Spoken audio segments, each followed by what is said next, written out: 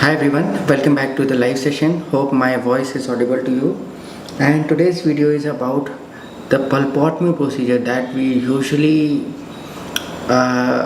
prefer to do when we have a carious molar which shows the symptoms that are not indicative of the radicular pathology, that is the furcation pathology.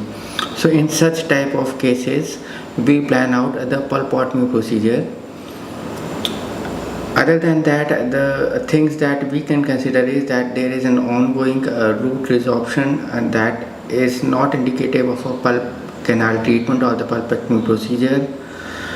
So the video concentrates more on the steps that are involved in pulpotomy. In this video we are going to cover up the pulpotomy with the mineral dioxide aggregate, what are the steps involved, how we should be proceeding with such type of cases when we have planned the diagnosis that this is a case of an irreversible pulpitis but does not require a pulp canal treatment, instead it requires a pulpotomy procedure. The initial steps that we must follow is that we should remove the caries that is there.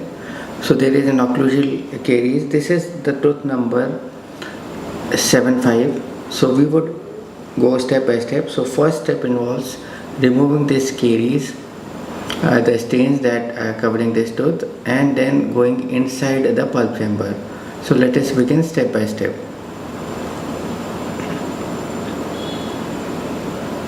If you have any queries, you can ask in the comment section below this video.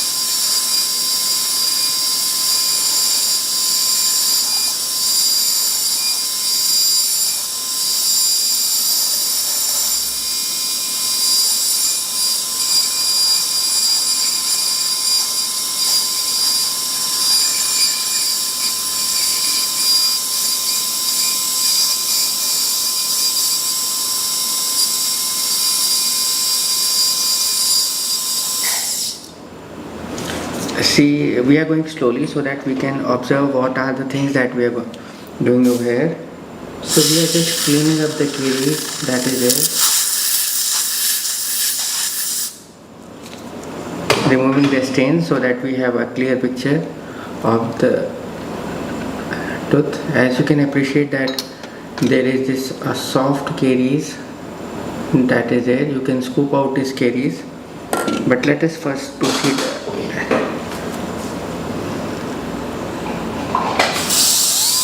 going into the pulp chamber.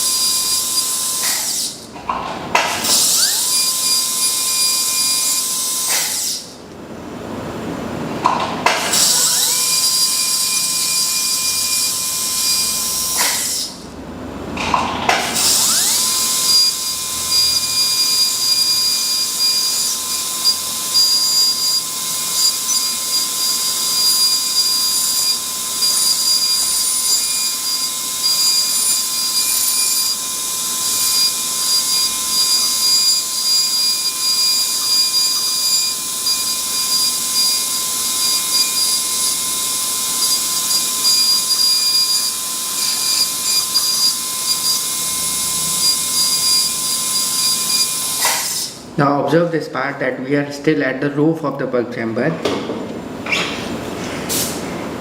and this is the time we would be able to get the access inside the pulp chamber. So over here, this is the roof of the pulp chamber. This is where we are going to enter inside the pulp chamber. Note the changes in color. The dentine turns from black, brown to yellowish in nature as we go deep down, and there would be a darker appearance when we reach the orifices of the pulp chamber. See the bird drop over here.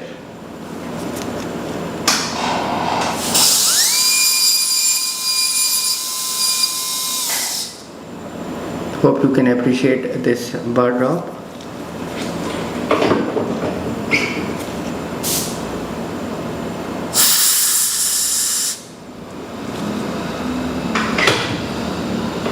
So we would not go deep now, and instead we would just clear up the chamber so that we can have the access into the pulp chamber with our instruments.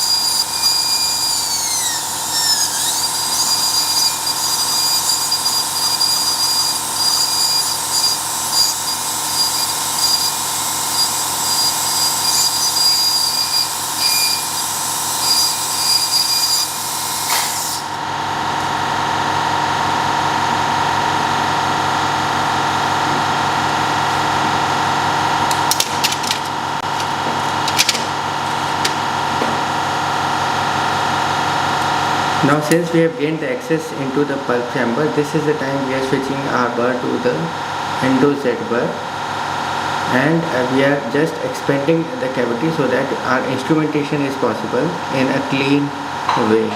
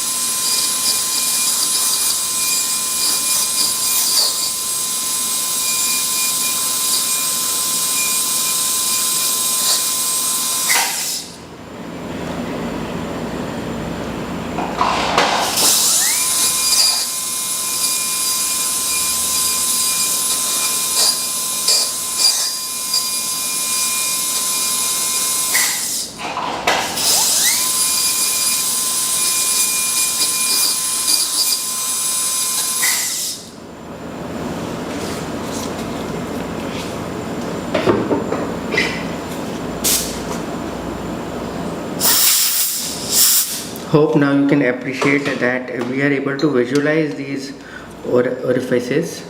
See, this is not a tooth that is inside the patient. This is an extracted primary molar, and we are just concentrating on the steps that are involved. So what you would observe in a patient would be that either there would be bleeding spots on the orifices, so you need to control that bleeding initially. So what you would do is, initially, since there would be lot of blood in the pulp chamber, what you can do is just have the saline and flush out the pulp there, the infected pulp tissue. The second step would be to scoop out the pulp tissue remnants that are deemed to be infected from the coronal part only.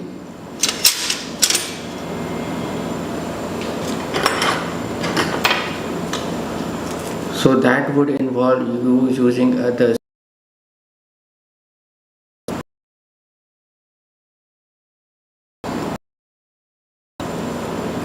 to clean up all the infected coronal pulp tissue.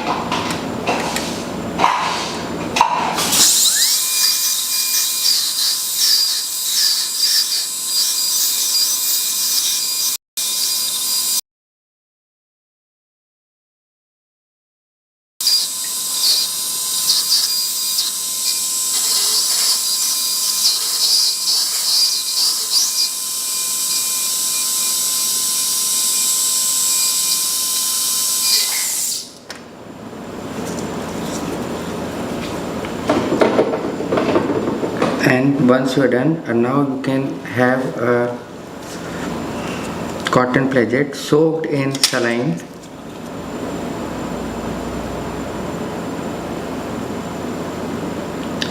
The cotton pledget soaked in a saline. Once you have cleaned your pulp chamber, there should be no active bleeding from the orifices. It should be controlled. Just wait for 2 to 5 minutes, that would be sufficient.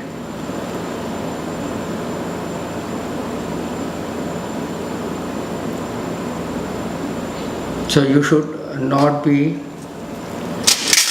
if you still visualize that there is a bleeding from the pulp chamber, in that case you may use a hemostat. Otherwise, just soak it in the saline, or just have a small drop of local anesthetic. That would be helping you in arresting the active bleeding.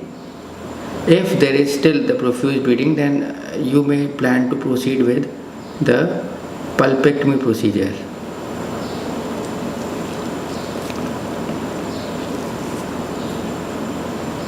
So over here, sometimes your diagnosis says about the pulpotomy, but still sometimes the infected tissue, the active bleeding, you may switch on to the pulp canal treatment or the pulpectomy procedure.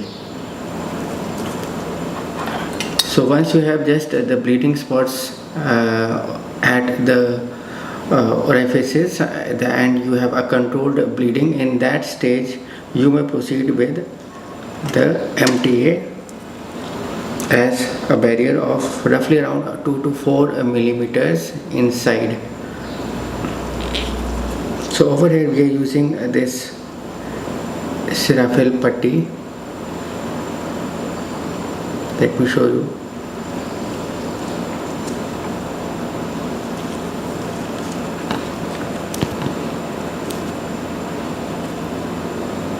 This is basically the MTA based bioceramic material. So we are going to use it inside the chamber once we have controlled the bleeding. This is just the demonstration of the steps. So over here you are seeing or visualizing the black spot. Instead of that, you would be visualizing the red bleeding spots with the controlled bleeding. And now we are inserting the MTA.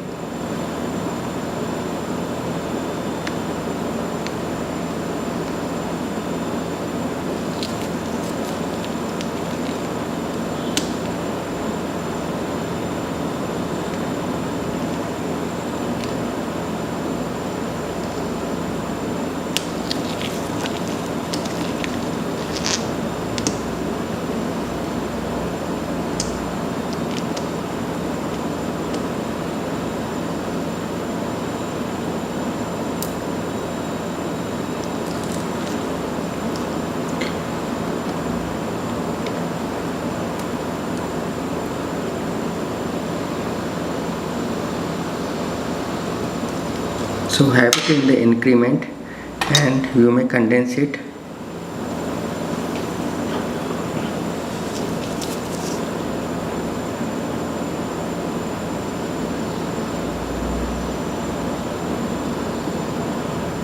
So this MTA requires moisture to set. This is just a 1 millimeter of a layer of MTA.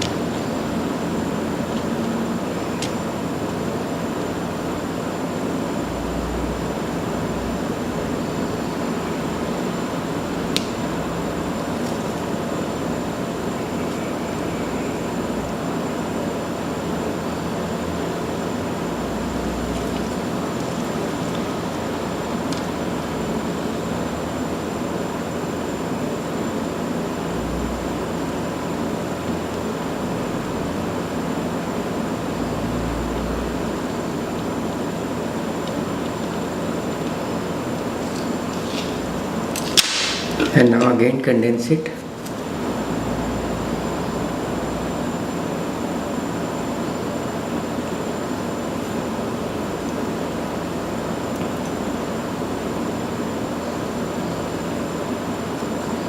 Now we have almost introduced 2 millimeter of MTA. This is hygroscopic in nature, that it attracts lot of moisture.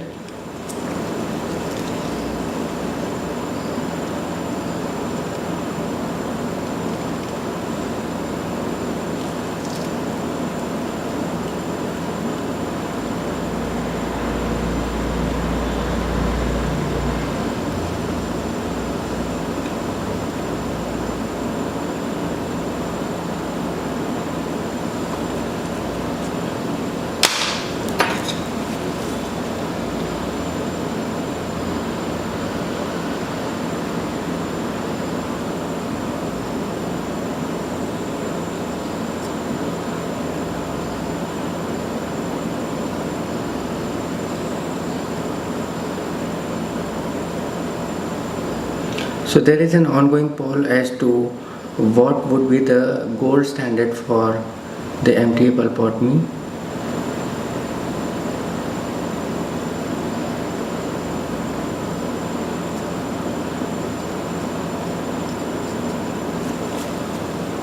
So now roughly we have 4 millimeters of MTA.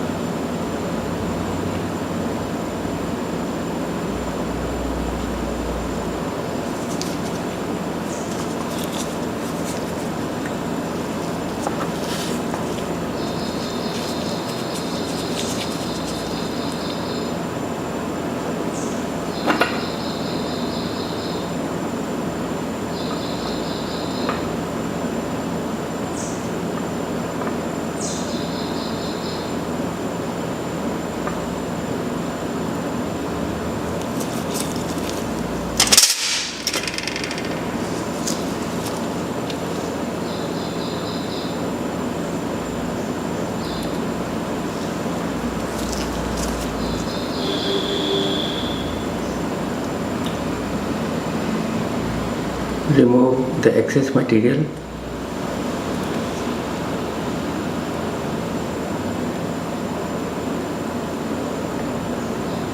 As this part would be covered in the restorative.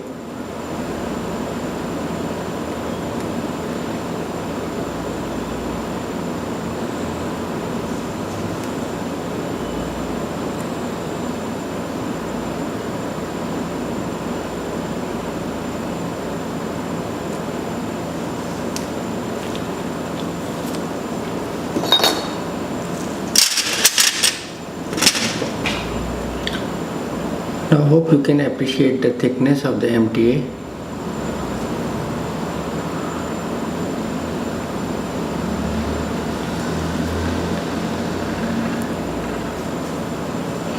And over it we can have a moist cotton.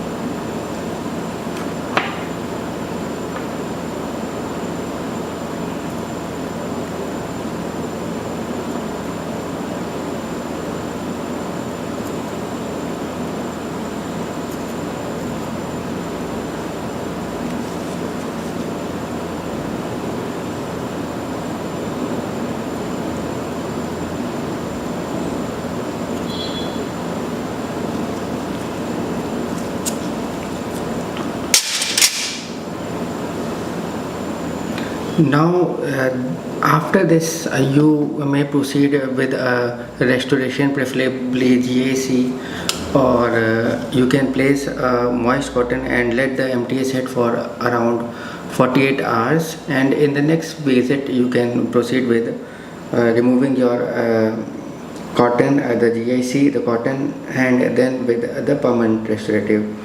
Otherwise, what you can prefer is doing a bioactive restorative. What I usually prefer is restoring it with a Activa Kids bioactive restorative.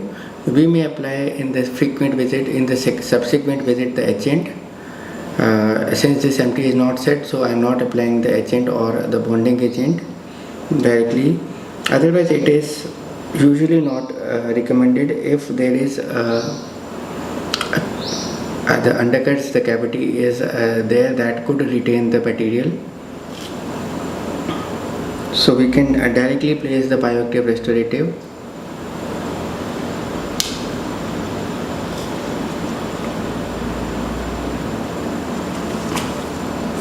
I would have to switch off the light in this case because this is a restorative that could be cured in presence of light.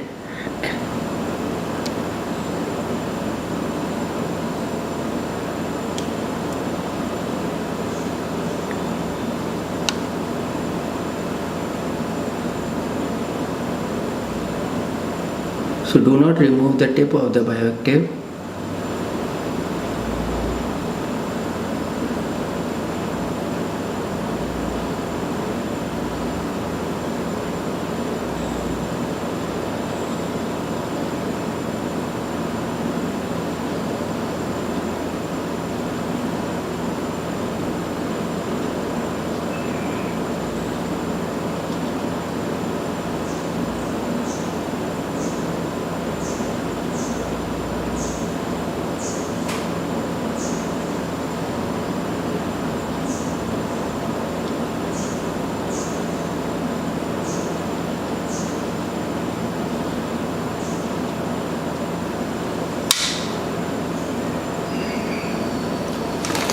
And once done,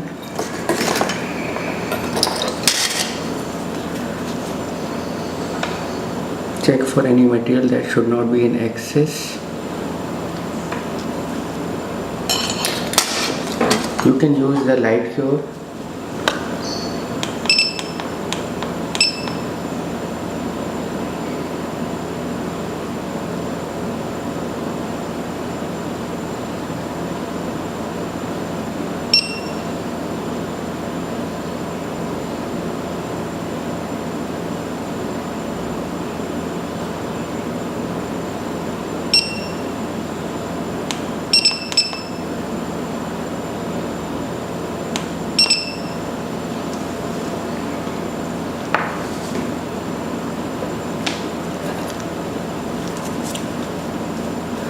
Once done, you can now check for its setting.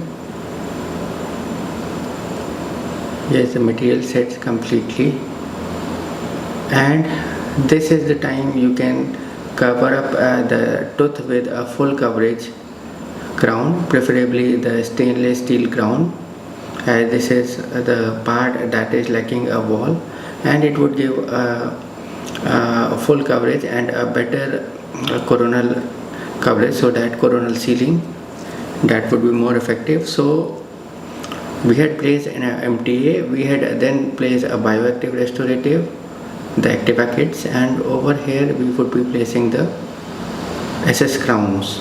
So what would happen is, over a period of time, this tooth would be more successful, since we have preserved the radicular pulp as per our diagnosis, and we were able to give a bioactive restorative that would help us in actively arresting the caries or any secondary lesions that might be there, and then covering up with a full coverage stainless steel crown. So you can appreciate the restoration, the bioactive, and over here we may proceed with a full coverage stainless steel crown.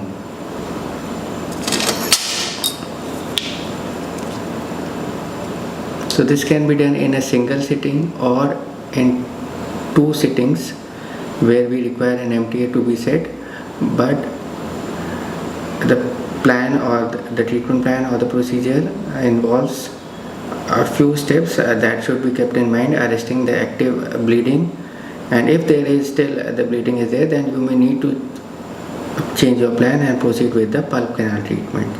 Hope the steps for the MTA pulpotomy were clear. If you have any queries, you can ask in the comment section below this video. Thanks for watching. Bye bye.